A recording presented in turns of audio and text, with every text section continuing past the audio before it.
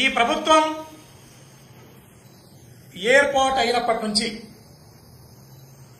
ఇప్పటి వరకు ఈ రాష్ట్రంలో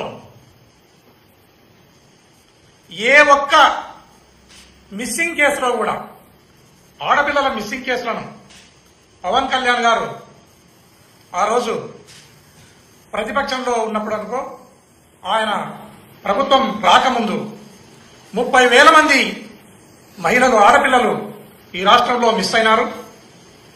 వారిని తీసుకుని వచ్చే బాధ్యత ఈ ప్రభుత్వానికి లేదా అని ప్రశ్నించడం జరిగింది. ఈ రోజు వరకు ఏ ఒక్క మిస్సింగ్ కేసులోనైనా ఒక్క మహిళను ట్రేస్ చేసినానని ఈ రోజు వరకు నువ్వు ట్రేస్ చేసినది కానీ ట్రేస్ చేసి ఒక ప్రెస్ మీట్ పెట్టడమో లేదా ప్రజలకు తెలియజేసిన సందర్భం ఏదైనా ఉందా అని ఈ సందర్భంగా పవన్ కళ్యాణ్ గారిని కూడా నేను అడుగుతున్నాను. దాన్ని కూడా రాష్ట్ర ప్రజలందరూ కూడా గమనించాలని ఈ సందర్భంగా తెలియజేస్తున్నాను. ఈ ప్రభుత్వం ఏర్పాటు అయినప్పటి నుంచి ఇప్పటి వరకు ఈ రాష్ట్రంలో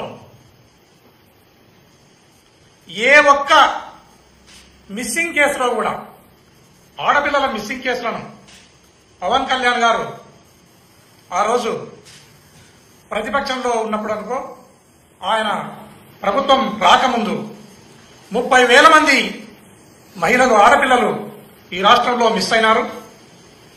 వారిని తీసుకుని వచ్చే బాధ్యత ఈ ప్రభుత్వానికి లేదా అని ప్రశ్నించడం జరిగింది.